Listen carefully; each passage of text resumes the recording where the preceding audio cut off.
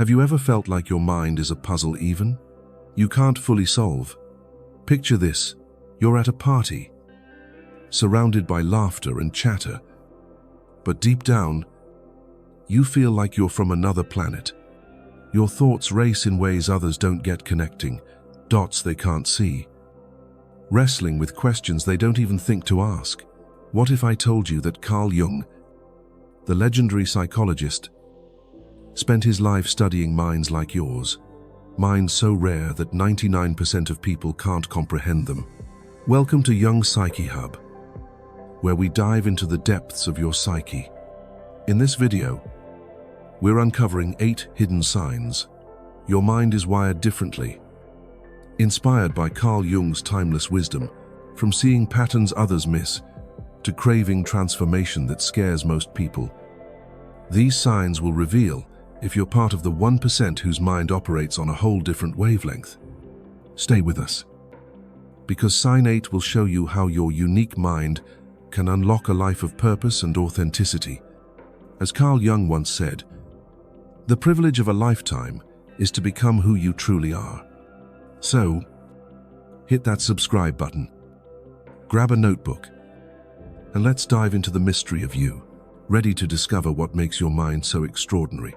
Have you ever noticed something everyone else seems to overlook? Maybe it's a subtle shift in someone's tone that hints at what they're really feeling, or a pattern in a chaotic situation that suddenly makes everything click. If this sounds like you might be showing the first sign of a mind wired differently, one that Carl Jung would have recognized as extraordinary. Welcome to the first chapter of our journey, You See What Others Miss. In this chapter, we're diving into how your rare mind processes the world in ways most people can't even imagine, tapping into what Carl Jung called introverted intuition and the collective unconscious. By the end, you'll understand why you see connections others don't, and how this gift can transform the way you navigate life. So, let's get started. Picture Anna, a 30-year-old office manager in Chicago. One day, during a team meeting, she notices something odd. Her colleague, Mike, is presenting a new project plan with his usual confidence. But Anna picks up on a slight hesitation in his voice, a fleeting glance toward their boss, and a pattern in how he dodges certain questions, while everyone else is nodding along, impressed by the polished slides. Anna's mind is racing. She sees a web of connections: Mike's recent late nights, the company's tight budget, and whispers of a missed deadline. Without any hard evidence, she senses the project is at risk of failing. Later, she pulls her boss aside and shares her concerns. At first, her boss brushes it off. After all, Mike's plan looks solid. But 2 weeks later, the project hits a snag. Exactly as Anna predicted, her boss is stunned. "How did you know?" he asks.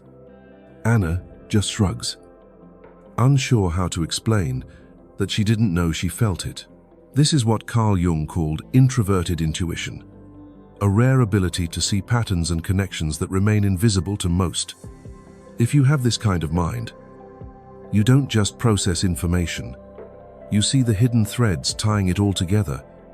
While others focus on the surface, what's said, what's shown, you're diving deeper, picking up on emotional undertones, unspoken motives, and possibilities others miss. Carl Jung believed this ability stems from the collective unconscious, a reservoir of universal patterns and archetypes buried deep in your psyche. Most people never tap into it, but you're swimming in it without even trying. Let's break it down. When you're in a conversation, do you notice things others don't? Maybe you're talking to a friend who says they're fine, but you catch a flicker of sadness in their eyes, a slight slump in their shoulders. While others take the word fine at face value, your mind is already piecing together a bigger story. Maybe they're stressed about work, hiding a personal struggle, or even unaware of their own feelings. You're not just hearing words, you're reading the emotional subtext, the psychological context, and the deeper truth. This is what Carl Jung called psychological depth perception. Your mind doesn't just see reality, it sees the layers beneath it. Here's another example. Think about watching a movie or reading a book. Do you ever predict a plot twist, not because of obvious clues, but because you feel the story's rhythm? You sense where it's heading, like you're tuned into the narrative's heartbeat. Or maybe you're at work, and while everyone's focused on the numbers in a spreadsheet, you're already thinking 3 steps ahead, how a new policy might affect morale, how a client's hesitation could signal bigger issues, or how a small decision could ripple into something massive. This isn't just intelligence, it's a way of seeing the world that's almost otherworldly. But here's where it gets tricky. And maybe you felt this too. When you try to share these insights, people often look at you like you're speaking a foreign language. You might say, "I just have a feeling this won't work." And they'll demand data, facts, proof. Or you'll point out a connection like how a friend's behavior mirrors a deeper fear, and they'll shrug, confused, or call you overly sensitive. Carl Jung understood this struggle. He said, "The meeting of 2 personalities is like the contact of 2 chemical substances.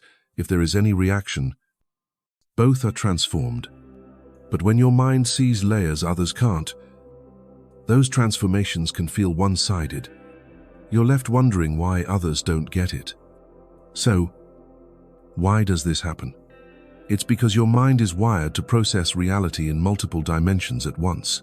While most people operate linearly, step 1, step 2, step 3, you're juggling past, present, and future, conscious and unconscious, logic and intuition, all in a single moment. This can make you feel like an outsider. But here's the truth. This is your superpower. Your ability to see what others miss isn't just a quirk, it's a gift that can change how you live, work, and connect with the world. Let's talk about how to harness this. First, trust your intuition. Those gut feelings, they're not random. They're your mind picking up on patterns too subtle for conscious thought. Next time you sense something, whether it's a risky decision or a hidden truth, lean into it. Write it down. Test it. Give it space to breathe. Second, find your language.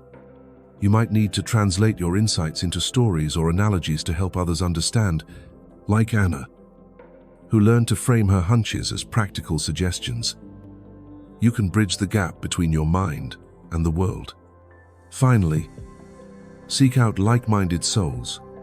There are others out there, maybe in a book club, an online forum, or a creative community who see the world like you do. They'll make you feel less alone.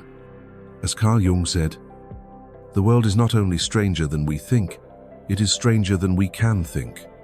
Your mind is proof of that. You see the strangeness, the beauty, the complexity of reality in ways most people never will.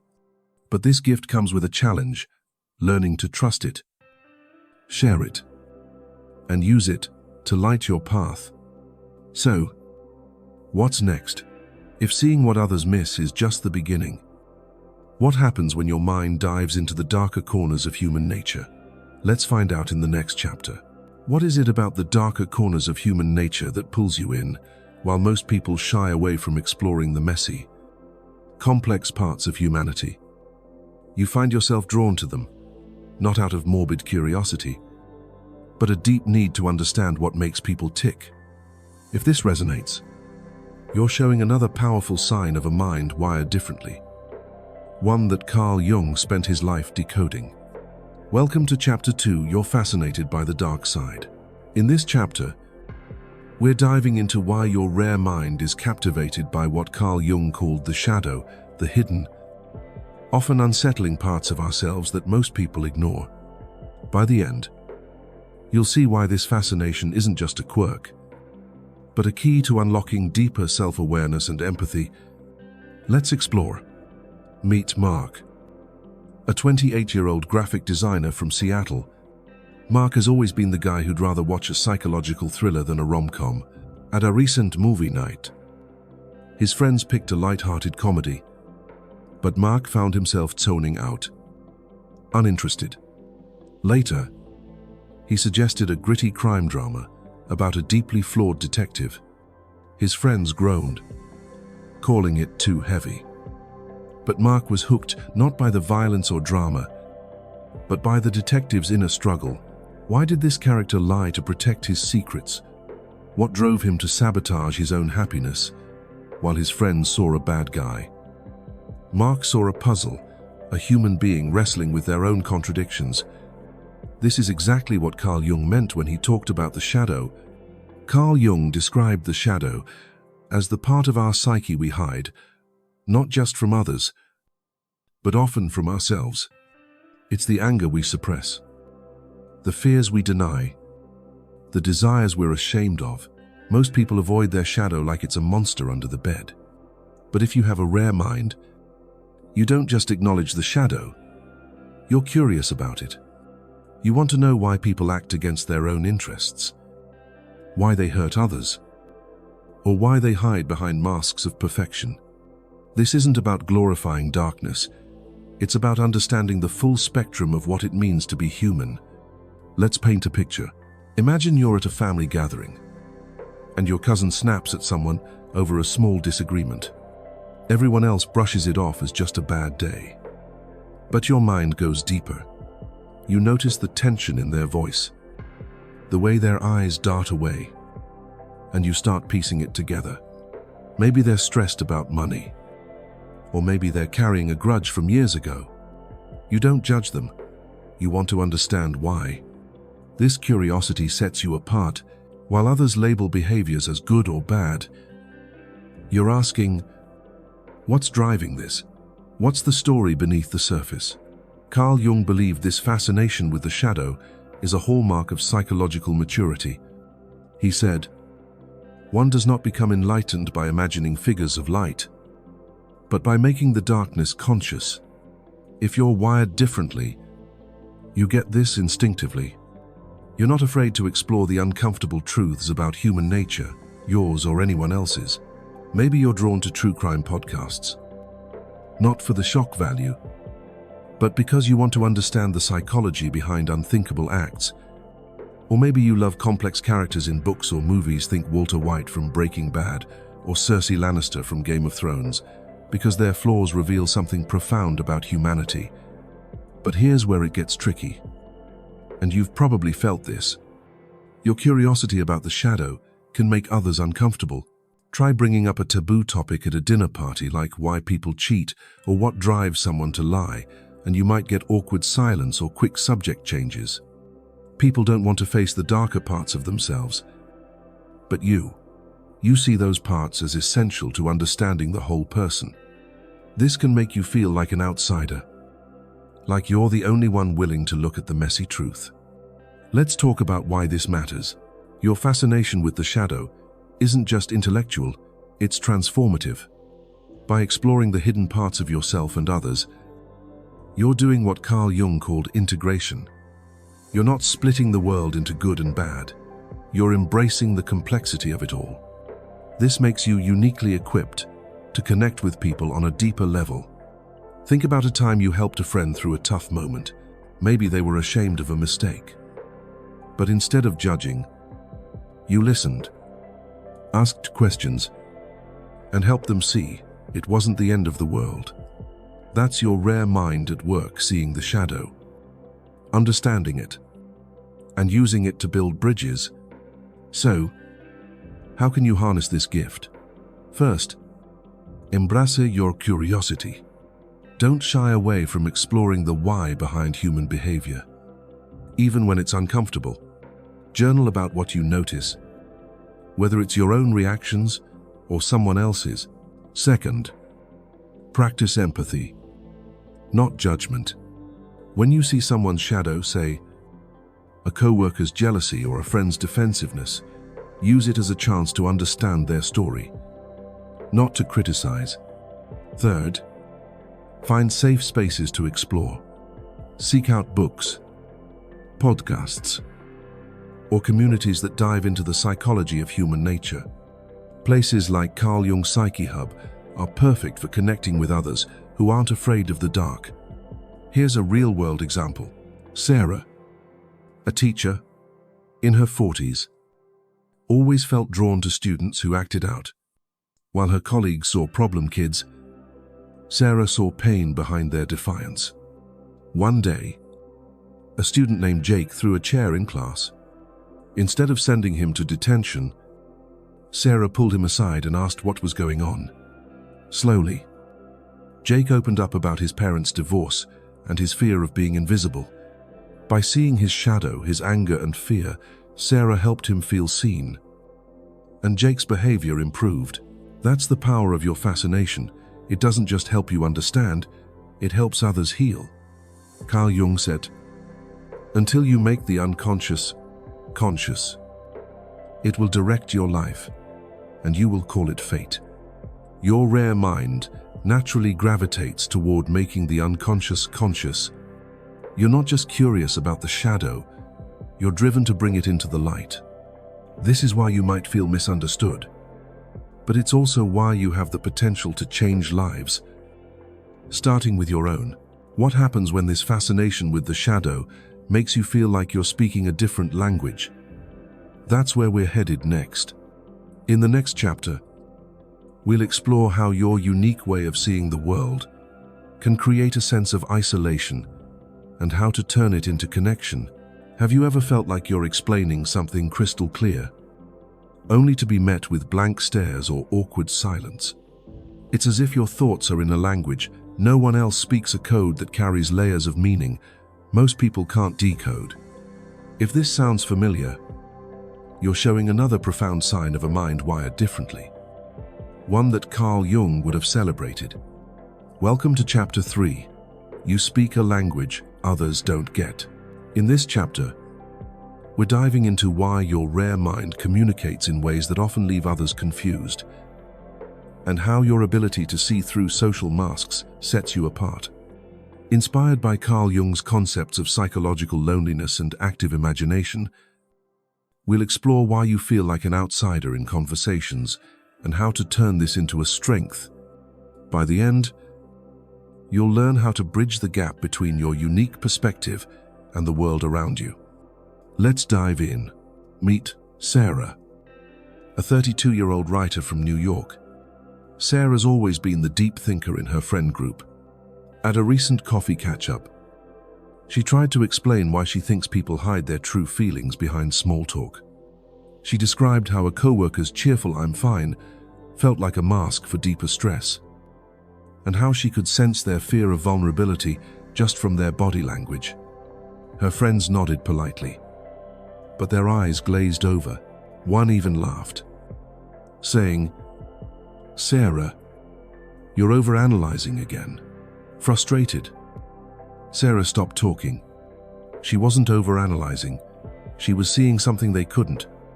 Later, one friend pulled her aside and admitted they'd been struggling with anxiety, but didn't know how to say it.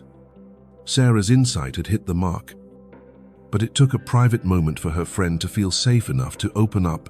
This is what Carl Jung called psychological loneliness, the feeling that your inner world operates on a frequency others can't tune into. Carl Jung discovered that people with rare minds often experience this disconnect because they communicate in symbols, metaphors, and layered meanings. When you speak, you're not just sharing facts, you're weaving a tapestry of emotions, insights, and intuitions.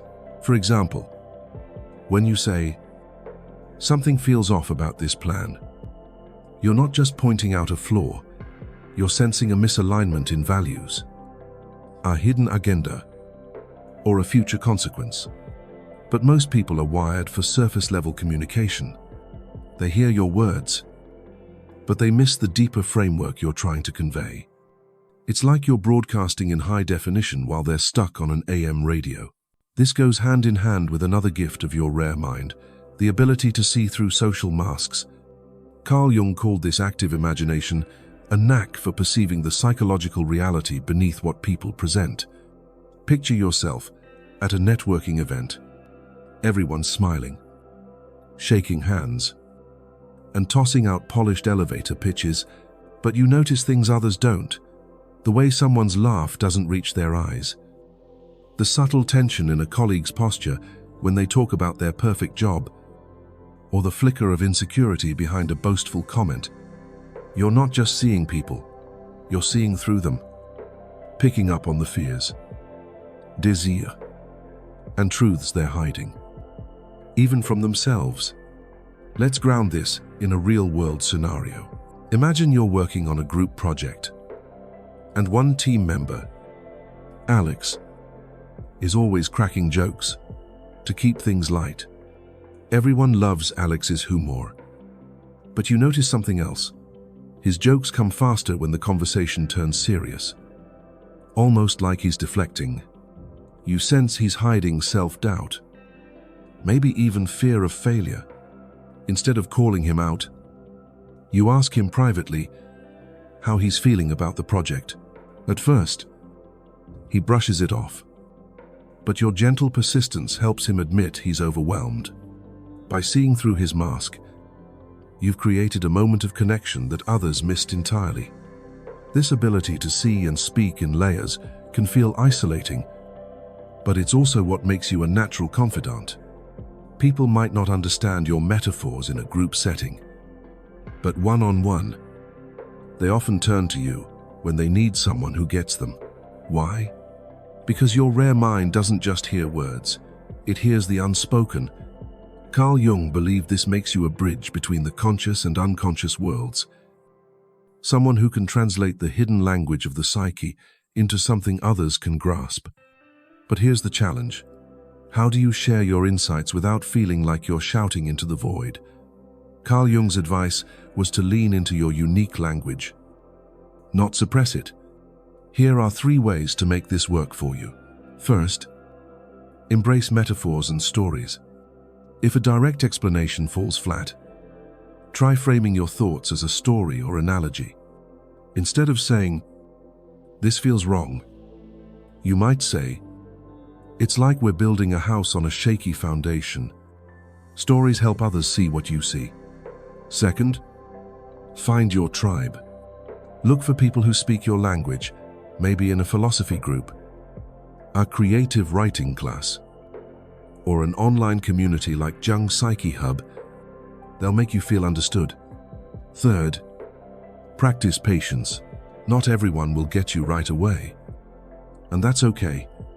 Plant seeds with your insights and give others time to catch up. Let's look at another example. James, a 25-year-old barista, always felt out of place in group conversations. He tried to share his thoughts on why people chase trends to feel validated, but his friends would change the subject to sports or television shows. One day, he started writing a blog about his observations, using metaphors inspired by Carl Jung's archetypes, like the hero who hides their fear or the trickster who uses humor to avoid pain. To his surprise, strangers online started commenting, saying, "This is exactly how I think." By embracing his unique way of communicating, James found a community that valued his perspective. Carl Jung said, "The meeting of 2 personalities is like the contact of 2 chemical substances. If there is any reaction, both are transformed." Your rare mind has the power to spark those transformations, not just in you, but in others. By seeing through masks and speaking your truth, you invite people to drop their defenses and connect authentically.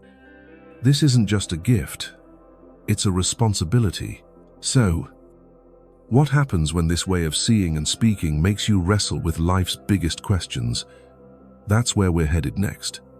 In the next chapter, we'll explore how your rare mind grapples with the mysteries of existence and how to find meaning in the loneliness. Do you ever lie awake at night, staring at the ceiling, wondering why you're here, while others seem content with the daily grind work? Netflix, Repeat. You find yourself grappling with questions that feel too big for words. What's the purpose of life? Why do beauty and suffering coexist if this sounds like you? You're showing another profound sign of a mind wired differently. One that Carl Jung would have recognized as rare and powerful. Welcome to Chapter 4. You wrestle with life's big questions. In this chapter, we're diving into why your mind is drawn to the mysteries of existence, what Carl Jung called existential loneliness, and how this sets you apart. By the end, you'll see how this deep questioning isn't a burden but a path to meaning and purpose. Let's get started. Meet James, a 35-year-old software engineer from Austin. By all accounts, James has a good life, a steady job, a nice apartment, a circle of friends. But at a recent barbecue, while everyone was laughing about the latest viral meme, James felt a familiarité. As his friends debated television shows and weekend plans, his mind wandered to bigger questions. Why do we chase these fleeting distractions? What's the point of it all? He tried to join the conversation, but his thoughts felt out of place, like he was speaking a different language. Later, alone in his car, he wondered why he couldn't just go with the flow like everyone else. This is what Carl Jung called existential loneliness, a profound sense of being alone in the universe. Not because you lack friends, but because your mind is tuned to questions most people avoid. Carl Jung believed that people with rare minds naturally gravitate toward the big questions, while others are satisfied with surface-level living, paying bills, planning vacations, scrolling social media. Your mind demands more. You're not just living life, you're searching for its meaning. Why are we here? How do we reconcile joy with pain? What does it mean to live authentically? These aren't just passing thoughts for you, they're a driving force. Carl Jung saw this as a sign of psychological and spiritual maturity, a hallmark of what he called the individuated person, someone who's not content with shallow answers because they're seeking a deeper truth. Let's paint a picture.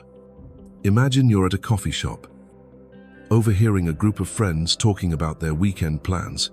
They're excited about a new restaurant or a concert, but you find yourself wondering, are they truly happy? Or just filling time? You don't judge them. You're curious about what drives their choices, and whether they ever pause to ask what it all means. Or maybe you're reading a news article about a global issue, and while others focus on the headlines, your mind spirals into questions about humanity's purpose, the nature of suffering, or the balance of chaos and order. This isn't about being gloomy.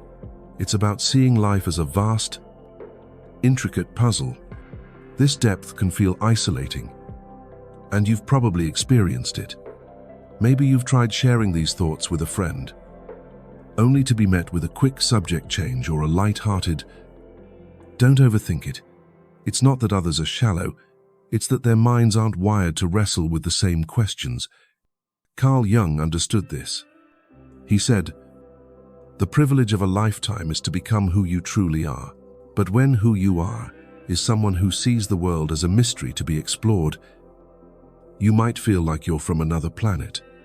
You can be surrounded by people, yet feel like the only one of your kind." Here's a real-world example. Emily, a 29-year-old nurse, always felt different at work.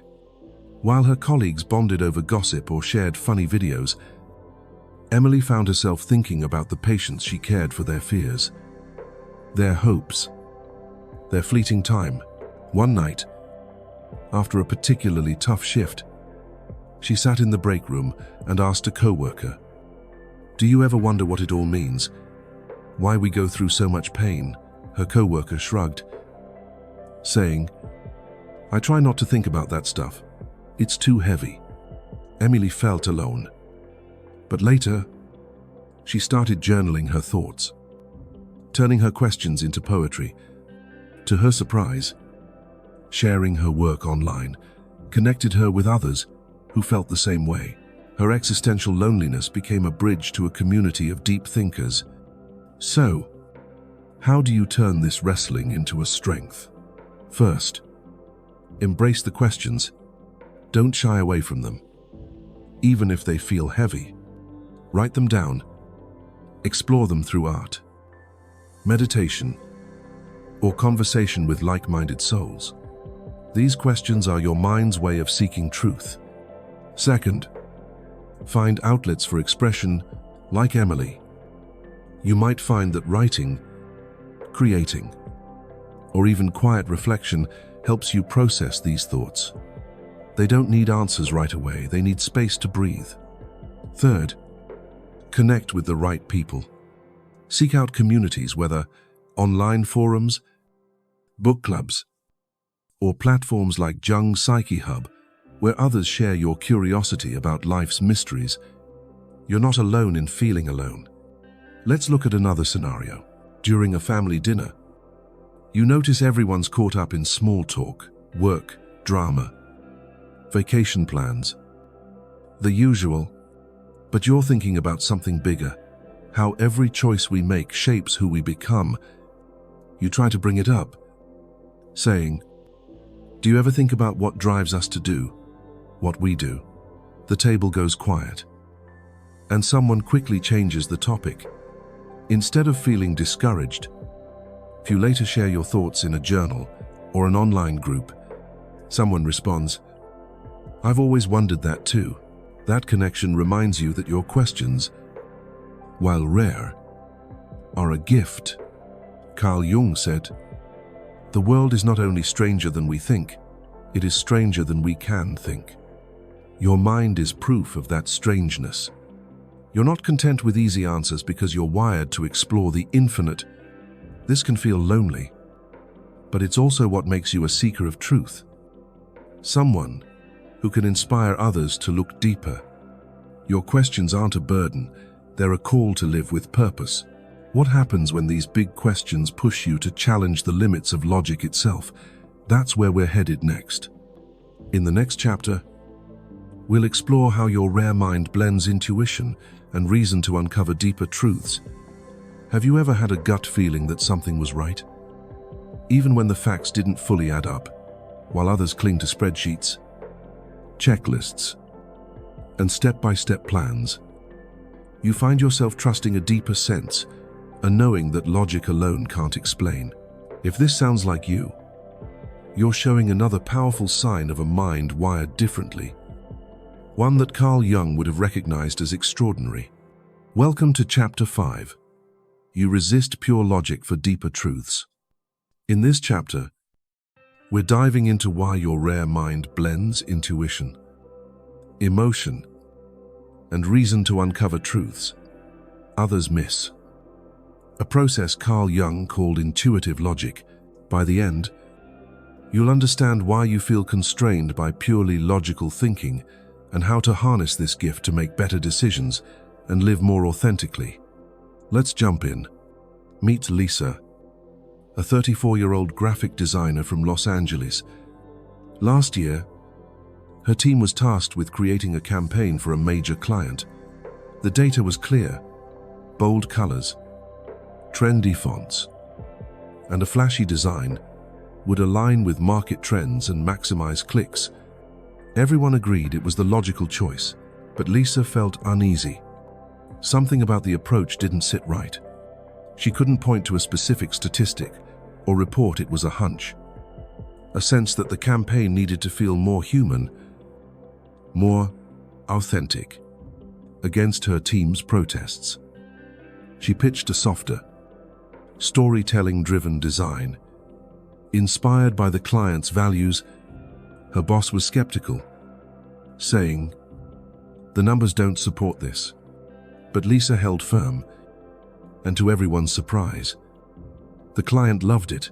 The campaign went viral, not because it followed the data, but because it resonated emotionally. Lisa's intuition had seen what logic missed. This is what Carl Jung meant by intuitive logic, a way of understanding that goes beyond cold, hard facts. If you have a rare mind, You don't reject logic. You see its limits. While others rely on linear reasoning, cause leads to effect as leans. Step 1 to step 2. Your mind weaves together multiple threads, facts, feelings, patterns, and possibilities. You're not just solving problems, you're sensing what feels right, what aligns with a deeper truth. Carl Jung believed this ability comes from integrating the conscious and unconscious mind, tapping into a wisdom most people overlook. Let's ground this in everyday life. Imagine you're choosing a new job. On paper, option A is perfect: higher pay, great benefits, a clear career path. Everyone tells you it's the smart choice, but something feels off. Maybe it's the way the interviewer avoided your questions, or a subtle vibe in the office that you can't quite name. Option B, pay less. But it sparks something in you, a sense of purpose, a gut-level pull. While others would follow the numbers, you lean toward option B, trusting your intuition. Months later, you realize it was the right call. Option A's company culture was toxic, while option B led to growth and fulfillment. That's your rare mind at work, seeing beyond the surface to the deeper truth. This resistance to pure logic can make you feel out of step with the world. Maybe you've been called too emotional or irrational when you try to explain a decision based on a feeling. At a family dinner, you might argue that a perfect plan like buying a house in a booming market feels wrong. Even if the numbers check out, your relatives roll their eyes, saying, "Just stick to the facts." But Carl Jung understood that this isn't a flaw, it's a strength. He said, "The intuitive mind is a sacred gift, and the rational mind is a faithful servant." Most people elevate the servant over the gift, but you honor both, blending them into a richer way of knowing. Here's another example. David, a 27-year-old teacher, was planning a lesson for his high school students. The curriculum demanded a standard, by-the-book, approach lecture, worksheet, test, but David felt it wouldn't engage his students. He had a hunch they'd connect more with a hands-on project tied to their own experiences. His colleagues warned him it was risky, there was no data to prove it would work. But David trusted his instinct. Designing a project where students interviewed family members about their life stories. The result? His students were more engaged than ever, and their reflections showed deeper learning than any worksheet could measure. David's intuitive logic saw what the rulebook missed. So, how do you harness this gift? First, trust your gut. Those hunches aren't random. They're your unconscious mind picking up on patterns logic can't yet articulate. When you feel that inner nudge, pause and explore it. Write it down, talk it out, or test it in small ways. Second, balance. Intuition with reason. You don't need to ignore facts, use them as a foundation, but let your intuition guide the final call. Lisa did this by respecting her team's data, but adding her creative vision. Third, find spaces to experiment. Seek environments like creative projects, brainstorming sessions, or communities like Jung Psyche Hub, where intuitive thinking is valued. These are places where your unique approach can shine. Let's look at one more scenario. You're at a crossroads in a relationship. Your partner checks all the boxes: kind, stable, reliable. Everyone says it's a logical match, but deep down, you feel a disconnect. Maybe their values don't align with yours, or something unspoken feels off. Instead of ignoring that feeling, you reflect on it. Maybe journal, or talk to a trusted friend. You realize the relationship lacks the emotional depth you crave. By trusting your intuition, you make a choice that aligns with your authentic self. Even if it's harder in the short term, that's the power of intuitive logic. It leads you to truths others might miss. Carl Jung said, "The creation of something new is not accomplished by the intellect, but by the play instinct acting from inner necessity. Your rare mind dances between logic and intuition, creating a symphony of understanding that others might see as chaos. This isn't just a quirk, it's a gift that lets you navigate life with a deeper sense of purpose." What happens when this dance with intuition pulls you toward transformation? That's where we're headed next. In the next chapter, we'll explore how your rare mind craves change. Not just growth, but a complete rebirth of who you are. Do you ever feel a restless pull, like something inside you is begging to break free? While most people chase stability, same job, same routine, same life, you find yourself drawn to change. Not just small tweaks, but a complete transformation of who you are. If this resonates, you're showing the final and most profound sign of a mind wired differently. One that Carl Jung would have called a beacon of human potential. Welcome to Chapter 6, You're Called to Transform. In this chapter, we're diving into why your rare mind craves what Carl Jung called individuation, the alchemical process of becoming your truest self. By the end, you'll understand why you're not afraid of change, even when it terrifies others, and how to embrace this calling to live a life of purpose. Let's dive in. Meet David, a 40-year-old accountant from Denver. For years, David had the perfect life, a stable career, a comfortable home, a predictable routine. But deep down, he felt trapped. Numbers and spreadsheets paid the bills, but they didn't light him up. Late at night, he'd sketch ideas for paintings, a passion he'd buried since college. One day, after a particularly soul-crushing workday, David hit a breaking point. He enrolled in an art class. Despite his friends' warnings that it was impractical, that small step snowballed. He started painting again, took a part-time job to free up time, and eventually left accounting to pursue art full-time. It wasn't easy, there were financial struggles and moments of doubt, but David felt alive for the first time in years. His transformation wasn't just a career shift, it was a rebirth of who he was. This is what Carl Jung meant by individuation. Carl Jung described individuation as the process of integrating all parts of your psyche, light and shadow, conscious and unconscious, to become who you truly are. If you have a rare mind, you don't just want to improve yourself, you feel called to transform. You're drawn to experiences that challenge your core beliefs, break you down, and rebuild you stronger. While others seek comfort and predictability, your mind thrives in the chaos of change. You're not afraid of psychological death and rebirth because you know it's how real growth happens. Let's bring this to life. Imagine you're at a crossroads. Maybe it's a job that no longer fits, a relationship that feels stagnant, or a life path that doesn't align with who you're becoming.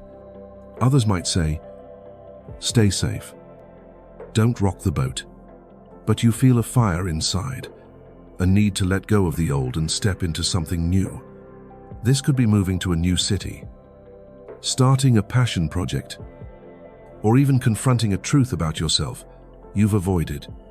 For you, change isn't optional. It's a calling. Carl Jung believed this pull comes from the unconscious, a deeper force urging you toward authenticity. Here's another example. Maria, a 29-year-old marketing manager, had a dream job at a big firm, but she felt restless, like she was playing a role that wasn't hers. She started therapy, where she uncovered a fear of failure that kept her stuck in a safe but unfulfilling career. Inspired by Carl Jung's idea of individuation, she took a leap. She quit her job and started a small business teaching mindfulness to stressed professionals. The transition was scary, less money, no guarantees, but Maria felt like she was finally herself. Her friends called her brave or crazy, But Maria knew this was her path. Her rare mind didn't just want change, it demanded it. This craving for transformation can make you feel like an outlier, while others cling to routines. You might feel restless when life gets too comfortable. Maybe you've ended friendships that no longer served you, or walked away from a secure path because it didn't feel true. Others might see this as reckless, but Carl Jung saw it differently. He said, "The most terrifying thing is to accept oneself completely. Your rare mind embraces this challenge, understanding that transformation isn't something that happens to you, it's something you co-create." So, how do you lean into this calling? First, listen to the restlessness. That feeling of unease. It's your psyche signaling. It's time to grow. Journal about what's stirring in you, or talk to someone who gets it. Second, take small, bold steps. Transformation doesn't mean burning your life down. Like David, start with one class, one conversation, one choice that aligns with your true self. Third, embrace the discomfort. Change is messy. There will be doubts, setbacks, even fear. But your rare mind knows that crisis often precedes breakthrough. Find support in communities like Young Psyche Hub, where others are also navigating this journey. Let's look at one more story. Tom, a 45-year-old lawyer, spent years climbing the corporate ladder, but he felt empty. During a midlife crisis, he stumbled across Carl Jung's work and realized he'd been living someone else's idea of success. He started volunteering at a local youth center, something he'd always wanted to do, but never had time for. That small act sparked a transformation. He cut back his hours at the firm, took up mentoring, and found a sense of purpose he'd never known. Tom's rare mind didn't just accept change, it sought it out.